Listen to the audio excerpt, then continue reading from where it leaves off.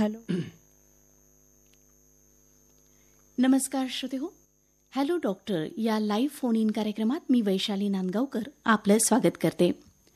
श्रोतेहो, उद्या 10 ऑक्टोबर रोजी जागतिक मानसिक आरोग्य दिन आहे. याचं औचित्य साधून आज नवीन युगातील मानसिक समस्या आणि मानसिक आजार याविषयी आपल्याशी संवाद साधणार आहेत मनोविकार तज्ज्ञ डॉक्टर चिन्मय भाराळे. ते MBBS MD आहेत आणि 15 वर्षांचा प्रदीर्घ असा अनुभव त्यांना या विषयामध्ये आहे. डॉक्टरांशी संवाद साधण्यासाठी आपल्याला फोन करायचा आहे 0240 29 70 231 आणि 0240 29 70 212 या दूरध्वनी क्रमांकावर. कार्यक्रमाला सुरुवात करण्याआधी आपल्या सगळ्यांना महत्त्वाची सूचना अशी आहे की जेव्हा आपण आम्हाला फोन करताल तेव्हा एकतर आपण आपला रेडिओ सेट बंद ठेवावा किंवा रेडिओ सेटपासून दूर जाऊन आम्हाला फोन करायचा आहे. त्याचप्रमाणे प्रश्न विचारल्यानंतर आपण डॉक्टरांना जर काही उपप्रश्न असतील तर ते आपल्याला विचारतील, परंतु प्रश्न विचारल्यानंतर आपण त्याचं उत्तर हे रेडिओ सेटवर ऐकायचं आहे. डॉक्टर स्टुडिओमध्ये आलेले आहेत. आपण त्यांना फोन करून आपली समस्या विचारू शकतात. डॉक्टर चिन्मय भाराळे, आपलं आकाशवाणीच्या या स्टुडिओमध्ये मनःपूर्वक स्वागत. धन्यवाद मॅडम. अतिशय ज्वलंत असा विषय आज आपण घेतलेला आहे, जी खूप दैनंदिन समस्या होत चालली आणि जी फारच आता प्रसवली जात आहे. त्याचा प्रसार खूप होतो आहे आणि मन करारे प्रसन्न सर्व सिद्धीचे कारण असं म्हटलेलंच आहे. त्यामुळे मन जर माणसाचं प्रसन्न असेल तर तो फार चांगल्या पद्धतीनं आपलं आयुष्य आनंदाने जगू शकतो. आणि मला माहिती आहे की प्रचंड असे प्रश्न आज आपल्याला येणार आहेत, कारण की ही समस्या तरुणांपासून वृद्धांपर्यंत सगळ्यांनाच भेडसावतीये. तर मला सगळ्यात पहिले तुम्हाला प्रश्न विचारायचा आहे की आजच्या आधुनिक युगात मानसिक आजारांचं प्रमाण वाढण्याची प्रमुख कारणं कोणती आहेत? सर्वप्रथम मी आकाशवाणीच्या पूर्ण टीमचे आभार मानतो की आम्हाला बोलण्याची संधी दिलीत आणि मी सर्व श्रोत्यांना नमस्कार करतो. सर्वप्रथम म्हणजे आजच्या या आधुनिक काळामध्ये इतक्या गोष्टी झपाट्याने बदलत चालल्या आहेत. डेव्हलपमेंट होत आहे, बाकी आपल्या आजूबाजूची परिस्थिती सातत्याने बदलत चालली आहे. बरोबर. त्यामुळे जेव्हा आपण मानसिक आजारांचा विचार करतो तर त्याचे कारणामध्ये असं म्हटलं जातं की बायोसायको सोशल मॉडेल आहे हे मानसिक आजार होण्याचं. याचा अर्थ असा आहे की बायोलॉजिकल म्हणजे वैज्ञानिक, सायकोलॉजिकल म्हणजे मानसिक, सोशल म्हणजे सामाजिक आणि एन्व्हायरमेंटल म्हणजे वातावरणातले बदल, या सर्व गोष्टी वेगवेगळ्या मानसिक आजार होण्यास कारणीभूत असतात. जर आपण बघितलं की आधीच्या जनरेशनमध्ये आणि आत्ताच्या जनरेशनमध्ये त्यांचे चॅलेंजेस हे खूप वेगळे आहेत. बरोबर. आम्ही नोटीस करतो इव्हन जे आत्ता आपण म्हणतो जेनझी म्हणजे जनरेशन झेड ज्याला म्हणतात, 1995 नंतर जन्मलेले मुलं, त्यांचे सुद्धा चॅलेंजेस आम्ही बघतो की हे खूप वेगळे आहेत, जे आमच्या काळामध्ये नव्हते. बरोबर. जसं की आता लहानपणापासून स्क्रीनला आपण एक्सपोज होतो, म्हणजे हे डिजिटल एक्सपोजर हे वाढत चाललंय. त्याचबरोबर अनप्रेडिक्टेबिलिटी आहे आज प्रत्येक क्षेत्रामध्ये. म्हणजे मूल शाळेत जाणारे जे मुलं आहेत त्यांना देखील त्यांची कॉम्पिटिशन वाढत चालली आहे, पिअर प्रेशर आहे आणि इतर बायोलॉजिकल जेनेटिक फॅक्टर्स असतात की ज्यामध्ये व्हल्नरेबिलिटी असते काही लोकांमध्ये. तर सततच्या या स्ट्रेसमध्ये राहण्यामुळे ते जेनेटिक प्रीडिस्पोजिशन मधून पण खूप वेगवेगळे आजार निर्माण होतात. बरं डॉक्टर, एक फोन आलेला आहे, आपण घेऊयात. नमस्कार. हॅलो डॉक्टर या लाईव्ह फोन इन कार्यक्रमात आपलं मनःपूर्वक स्वागत. नमस्कार. नमस्कार. कोण बोलताय ताई आपण? मी प्रतिभा शेवणकर बोलते, सिडको N6 म्हणून. बोला प्रतिभाजी, काय समस्या? मला सरांना 2 प्रश्न विचारायचे आहेत. बरं, विचारू शकतो आपण. हा, पहिला प्रश्न म्हणजे माझा असा आहे, जे मानसिक आहेत सध्या ते 10-15 वर्षापासून गोळ्या औषधं घेत आहेत. बरं. तर त्याचा परिणाम काही काळानंतर होत नाही असं आता आम्हाला वाटायला लागलंय. अच्छा.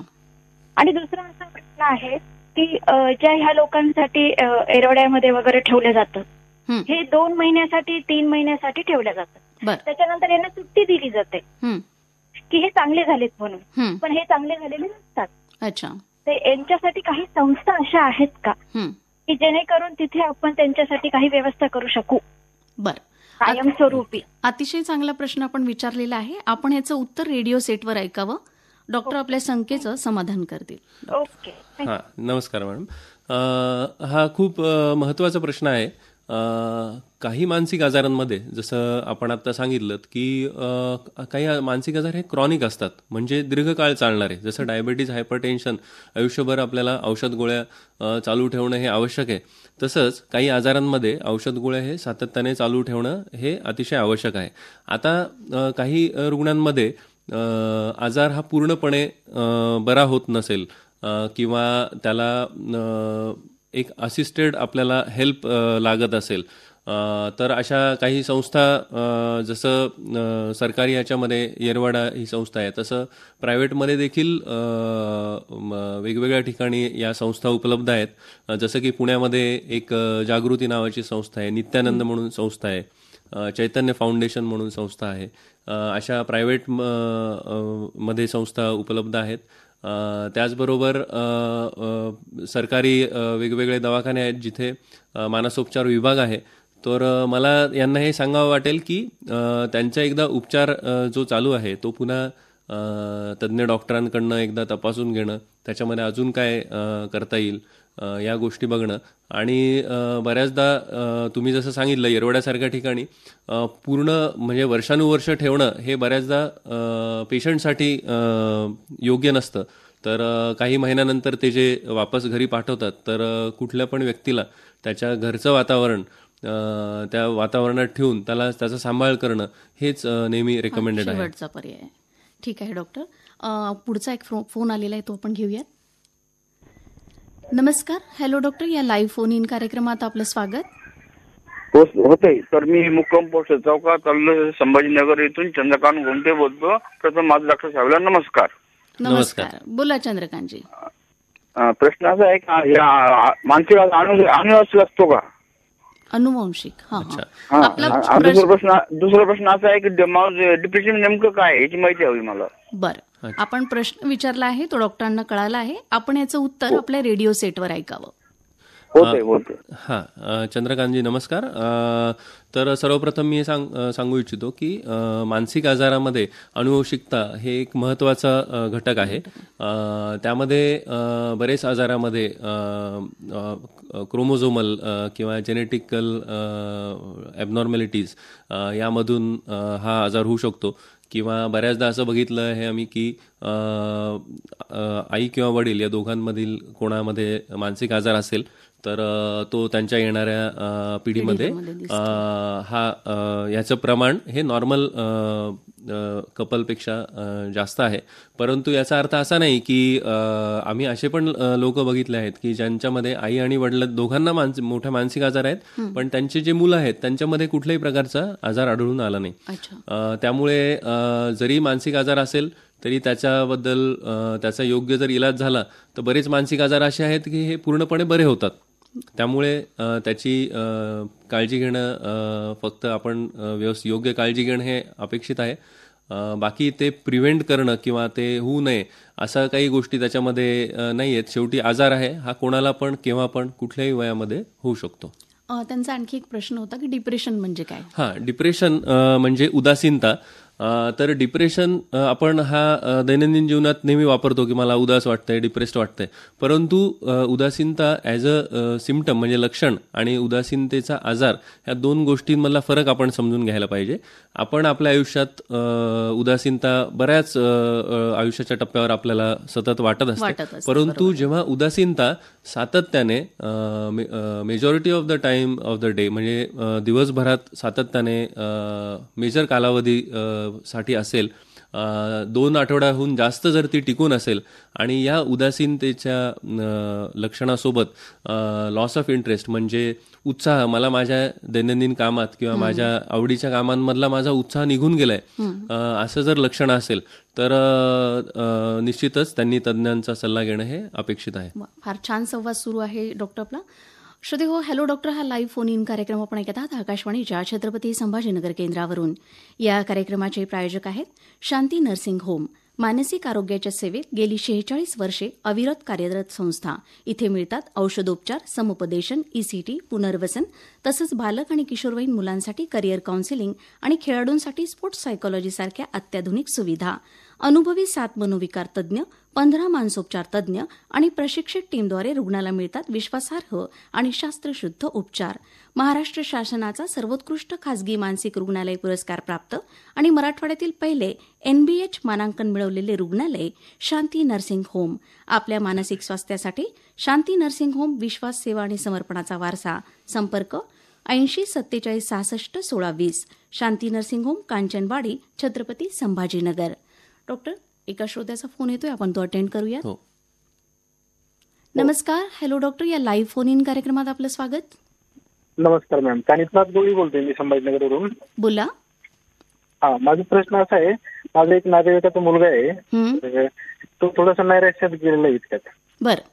एक 7-8 महिन्यापासून. बरं. थोडस लग्नाचा विषय आहे, त्याला येतात पण त्याला पसंत होत नाही, मनासारखं भेटत नाही. बरं. तर सगळ्याच गोष्टी सोडून दिल्या, झोपून राहतो, जेवण करत नाही, काही गोष्टी. ते काय करायला लागेल? बरं, आपला प्रश्न डॉक्टरांना कळाला, याचं उत्तर आपण रेडिओ सेटवर ऐकावं. नमस्कार. जसं मी याच्या आधीच्या प्रश्नात सांगितलं की नैराश्याचा आजार किंवा उदासीनतेचा आजार जेव्हा 2 आठवड्याहून अधिक कालावधी हा टिकून असतो, जसं की आता तुम्ही सांगितलं 7 ते 8 महिन्यापासून तो व्यक्ती नैराश्यामध्ये आहे, तर नैराश्यामध्ये इतर लक्षणं जसं की तुमच्या दैनंदिन कामामध्ये अडथळा निर्माण होणं, तुमचं जेवण, झोप याच्यावर त्याचा परिणाम होणं, ह्या जर गोष्टी सातत्याने होत असतील तर त्यामध्ये लग्नासारखा अजून ज्यामध्ये आपण म्हणतो की एक हा मोठा बदल आहे किंवा आयुष्यातला मोठा टप्पा आहे, तर त्यासाठी त्याला तो व्यक्ती आत्ता त्याचा इलाज करणं हे अधिक योग्य ठरेल. कारण बऱ्याचदा असं आम्हाला दिसून आलंय की आजार पण असताना जेव्हा लग्न करणं किंवा मोठं काही काम करणं, तर त्याच्यामध्ये चुका होणं किंवा त्यामध्ये अजून कॉम्प्लिकेशन्स निर्माण होण्याची शक्यता असते. तर माझा सल्ला असा राहील की त्याला तुमच्या जवळच्या मानसोपचार तज्ज्ञाकडे दाखवून तज्ज्ञांचा योग्य सल्ला घेऊन त्याचा योग्य इलाज करून मगच त्यांच्या डॉक्टरांच्या सल्ल्याने पुढील आपण त्याचं लग्नाचं जो आहे ते बघावं. आव्हानं बघा, म्हणजे आपण मगाशी तुम्ही स्क्रीन टाईमचा उल्लेख केला, पण अशा पद्धतीची आव्हानं मुलं आजकाल फेस करतायत की ज्याच्यामध्ये भावनिक ज्या गोष्टी आहेत, जे धक्के आहेत, ते सुद्धा त्यांना पचवायला जरा जड जाते. मला असं वाटतं की आणखी एक फोन आलेला आहे, आपण तो अटेंड करूयात. नमस्कार. हॅलो डॉक्टर, या लाईव्ह फोन इन कार्यक्रमात आपलं स्वागत. नमस्कार. हा, नमस्कार. बोला, कोण बोलताय आपण? दिलीप भोसले म्हणून बोलतो मॅडम. कुठून बोलताय आपण दिलीपजी? छत्रपती संभाजीनगर, भावसिंगपुरा. बरं, बोला, काय समस्या आहे आपली? मॅडम, डोक्यामध्ये काय विनाकारण म्हणजे नसतेचे विचार येत असतात कायमस्वरूपी असे. बरं. आणि त्या कारणाने काय झोप पण लागत नाही, झोपेचे विचार सारखे चालू असतात. बरं. काय कारणानं काय अन्नपचन होत नाही, काय नाही. बरं बरं बरं. काय वय काय आहे आपलं? माझं आता 55. बरं, ठीक आहे. आपला प्रश्न डॉक्टरांना कळालाय, आपण याचं उत्तर रेडिओ सेटवर ऐकावं. नमस्कार. सर्वप्रथम मला हे सांगावंसं वाटतं की मानसिक आजार जे आहे यामध्ये ना आपले विचार, भावना आणि वर्तणूक यामध्ये बदल होतो. जसं आपण आता सांगितलं की माझे विचार, वेगवेगळे विचार येत आहेत माझे, आणि त्या विचारांचा मला त्रास होतोय, आणि तो त्रास इतपत होतोय की झोप न लागणे, भूक न लागणे किंवा तुमच्या दैनंदिन कामामध्ये देखील ते करण्यामध्ये अडथळा निर्माण होणे. सो हे लक्षणं कुठल्या मानसिक आजाराचे असू शकतात. तर याच्यासाठी याचं योग्य निदान करून योग्य उपचार करण्यासाठी आपण आपल्या जवळील तज्ज्ञ मानसोपचार तज्ज्ञाला भेटणं आणि त्यांचा सल्ला लवकरात लवकर त्यांचा सल्ला घेणं हे खूप आवश्यक आहे असं मला वाटतं. धन्यवाद डॉक्टर. खूप चांगला संवाद आपण साधत आहात आणि श्रोत्यांचा उत्तम प्रतिसाद मिळत आहे. घेऊयात कार्यक्रमातला यानंतरचा फोन. नमस्कार. हॅलो डॉक्टर, या लाईव्ह फोन इन कार्यक्रमात आपलं स्वागत. नमस्कार.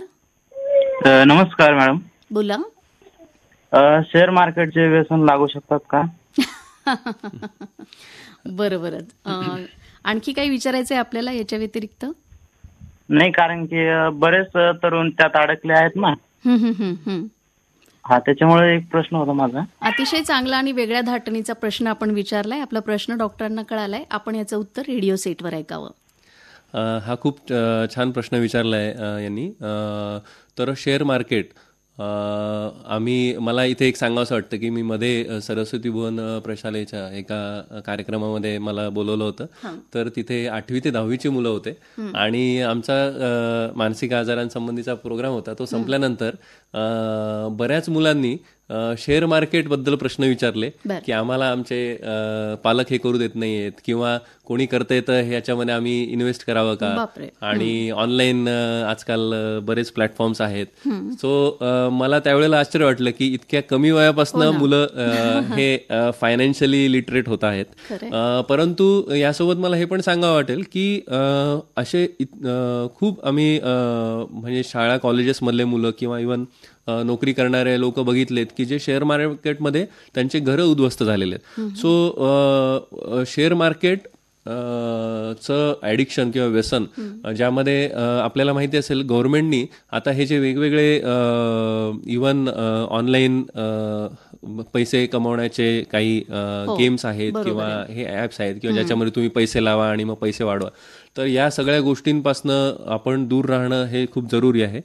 आणि जे प्रोफेशनली शेअर मार्केटमध्ये गुंतवू इच्छितात पैसे, आणि असे खूप लोक आहेत की जे रिस्पॉन्सिबली त्या गोष्टी करतात, त्याचा अभ्यास करून त्या गोष्टी करतात. तर एक कुठेतरी आपण आपल्यावर शेक असणं हे खूप जरुरी आहे की आपण कुठलीही गोष्ट त्याच्या आपण आहारी चाललो आहे का.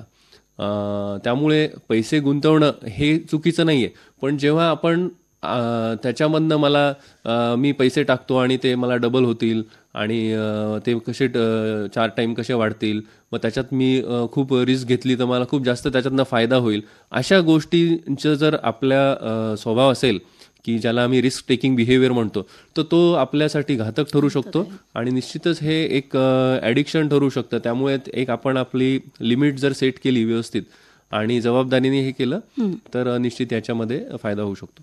इन्स्टंटचा जमाना आहे, सगळं काही इन्स्टंट हवंय पिढीला आजकाल. बरोबर आहे डॉक्टर, यानंतरचा फोन घेऊयात आपण. नमस्कार. हॅलो डॉक्टर, या लाईव्ह फोन इन कार्यक्रमात आपलं स्वागत. नमस्कार. नमस्कार. मी पडेगाववरून बोलत आहे, सुचित्रा कुलकर्णी. बोला सुचित्राजी.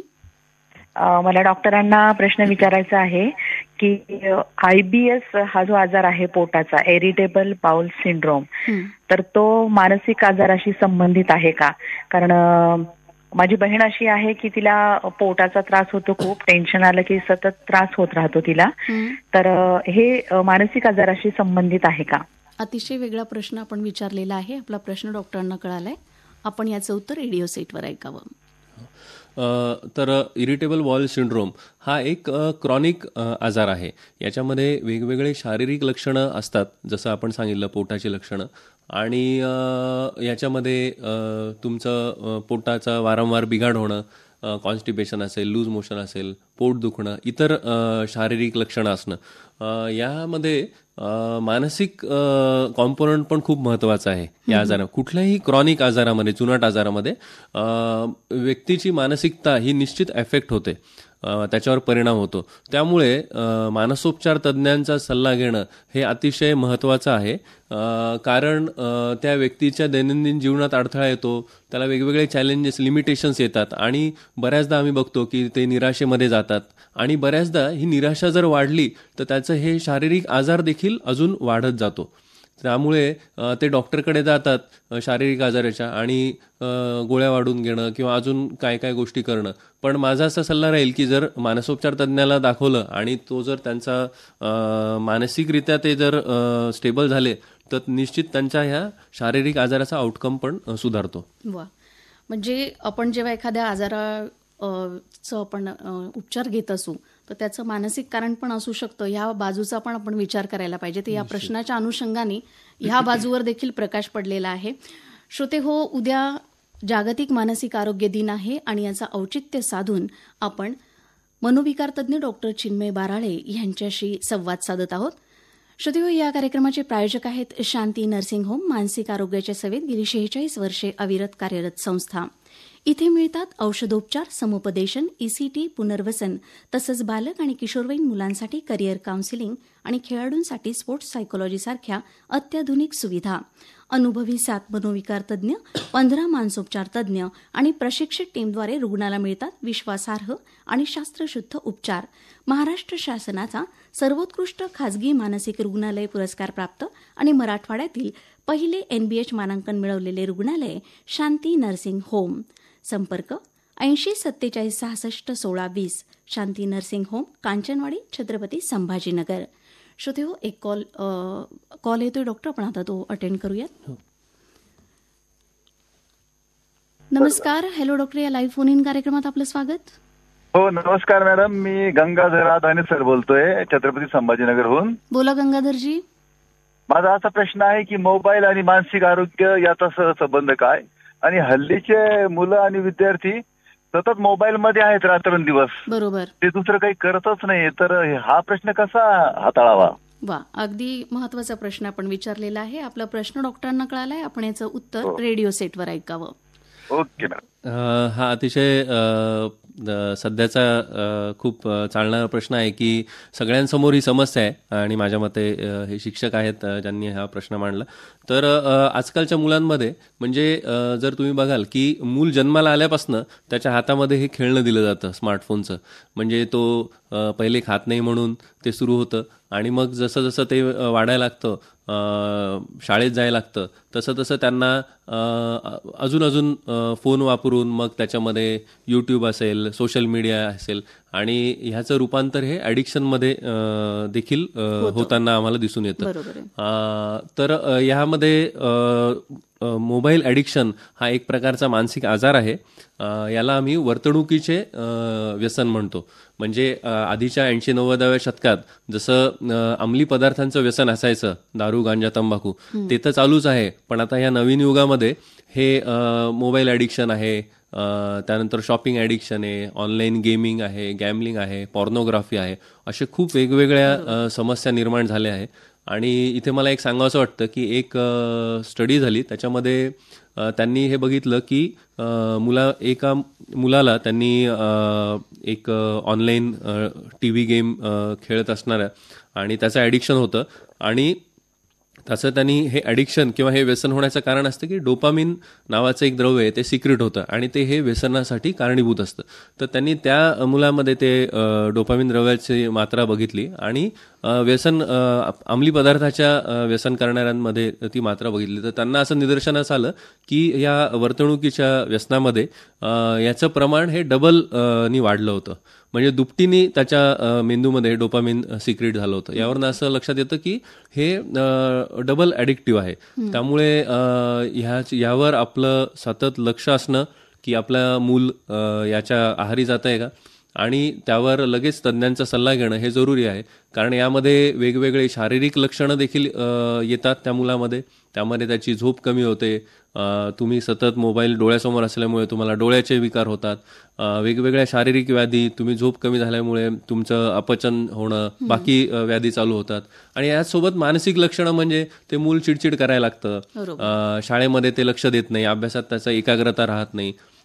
इवन बऱ्याच जणांना हे तुम्ही जेव्हा व्हर्च्युअल वर्ल्डशी कनेक्ट होता तर एक रियालिटी पासून तुम्ही तुटता, आणि हळूहळू हे लोनलीनेस म्हणजे एकटेपणा, त्यानंतर आत्महत्याचे विचार, आणि असे काही आपण न्यूज पण ऐकतो की आत्महत्यासारखी टोकाचे भूमिका पण मुलांनी घेतलेली आहे. बरोबर आहे. त्यामुळे कधी म्हणतो आपण केला काही प्रॉब्लेम नव्हता पण यांनी का आत्महत्या केली, तर त्याचं हे कारण आहे. सो मागेच आम्ही स्कूल मेंटल हेल्थच्या निमित्ताने औरंगाबादमधल्या एक 40 ते 50 शाळांचं एक वर्कशॉप घेतलं. तर त्या शाळेतले सगळे शिक्षक आमच्याकडे आले होते, आणि त्यांचे ह्या शाळेतल्या मुलांच्या समस्या घेऊन.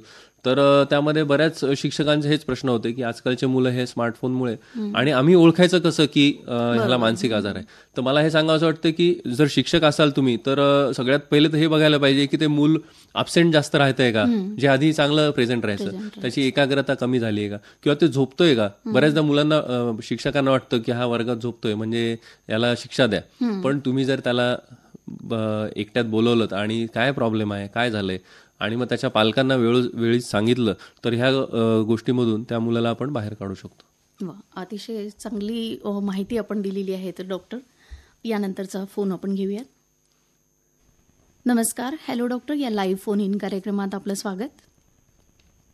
नमस्कार. नमस्कार, बोला. मॅडम, माझा असा प्रश्न आहे की माझा हल्ली स्क्रीन टाइम वाढलाय. वारंवार कोण काय स्टेटस टाकतं, माझं स्टेटस कोण किती जण बघतात ते वारंवार मी बघत असतो. त्यानंतर इंस्टाग्रामला रील्स पाहायला लागलो तर खूपच जास्त वेळेचं पण भान राहत नाही. हा कुठला आजार आहे का? आज म्हणजे स्क्रीन टाइम जास्त इन्क्रीज होणं आणि वारंवार फोन जर चार्जिंग संपली किंवा नेट संपलं तर असं एन्झायटी सारखं होणं. आणि दुसरा प्रश्न असतो, आजकाल माझ्या भाचा आणि लहान 2 मुलं आहेत, त्यांना ते अडल्ट कंटेंट वगैरे पाहण्यात येतं आणि बऱ्याच जणांचे अडल्ट कंटेंट पाहण्यात येतं. त्याचे काही दुष्परिणाम आहेत का? असे 2 प्रश्न होते मॅडम. बरं दादा, प्रश्न कळाला, पण तुझं नाव कळेल का मला आणि कुठून? माझं नाव विशाल मोहिते मॅडम, मी संभाजीनगरचाच राहणार आहे. बरं, आपला प्रश्न समजला, याचं उत्तर रेडिओ सेटवर ऐकावं. नमस्कार विशाल. तर जसं मी आता सांगत होतो की हे मोबाईलचे स्क्रीन टाईम हे कधी वाढत जातं हे आपल्याला देखील कळत नाही. म्हणजे सुरुवातीला जे आपण असं वाटतं की मी एक 10 मिनटं बघतो आणि त्या 10 मिनटाचे कसं 1 तास 2 तास होतात हे रील्स बघण्यामध्ये, स्पेशली यूट्यूब शॉर्ट व्हिडिओज बघण्यामध्ये, गेम्स खेळण्यामध्ये. तर निश्चित याच्यावर एक असं आम्ही सांगतो की काही ना ॲप्स आहेत की ज्याच्यामध्ये तुम्ही तुमचा मोबाईलचा स्क्रीन टाईम सेट करू शकता की तेवढा वेळ झाल्यावर तुम्ही ते तो आपोआप ते ॲप बंद होतं. किंवा असे काही जे ॲडिक्टिव्ह ॲप्स आहेत सोशल मीडियाचे किंवा काही गेम्स आहेत तर ते शक्यतो तुमच्या स्मार्टफोनवर डाउनलोड करणं हे टाळायला पाहिजे. जेणेकरून त्याच्या आहारी किंवा कुठेही आपण बसल्या बसल्या थोडा वेळ मिळाला की जे करण्याची आपली इच्छा होते तर ते त्याच्यामध्ये अवॉइड होऊ शकतं. काही सिम्पल रूल्स आपण पाळू शकतो की आपण एक जर वेळ ठरवला डेडिकेटेड की मी आता हे इतक्या वेळेला हा अर्धा तास किंवा हा 1 तास हा मी मोबाईल बघेल, तर तुम्हाला पण लक्षात येईल की आपण एक कुठेतरी या गोष्टींवर एक कंट्रोल आणू शकतो. याचबरोबर जर असं करून देखील आपण होऊ शकत नसेल तुमच्या तर तज्ज्ञांचा सल्ला घेणं निश्चित जरुरी आहे. बऱ्याचदा मोबाईल ॲडिक्शन हे अजून त्रासदायक होऊ शकतं, त्यामुळे वेळीच तर तुम्ही मानसोपचार तज्ज्ञांचा सल्ला घ्यायला पाहिजे. धन्यवाद डॉक्टर, खूप सुंदर अशी माहिती आपण देत आहात. मनोविकार तज्ज्ञ डॉक्टर चिन्मय बाराळे आपल्या सगळ्यांशी संवाद साधत आहेत. घेऊयात कार्यक्रमातला यानंतरचा फोन. नमस्कार, हॅलो डॉक्टर, या लाईव्ह फोन इन कार्यक्रमात आपलं स्वागत. आपण रेडिओ सेट पासून दूर जाऊन बोलावं किंवा रेडिओ सेट बंद ठेवावा. मॅडम, डॉक्टर साहेब, हा बोला. सांगलीला सुटेशनहून बोलतो, छत्रपती संभाजीनगर. बोला. तर माझं आहे ना डोकं फार दुखतं आणि मला जर कोणी जोर काही बोललं का फार राग येतो आणि काही गोष्ट मी विसरून जातो. मला समजत नाही मी काय बोलून राहिलं, कोणाला काय म्हणून राहिलं, तर याच्यासाठी काही आहे का विलाज आम्हाला? बर, काय वय आहे आपलं? वय माझं 65 पर्यंत. बरं, आपण रेडिओ सेटवर या प्रश्नाचं उत्तर ऐकावं. आपला प्रश्न डॉक्टरांना समजला आहे. हां, नमस्कार. तर जसं आपण सांगितलं, डोकं दुखी ह्याचे खूप वेगवेगळे शारीरिक आणि मानसिक कारणं असू शकतात.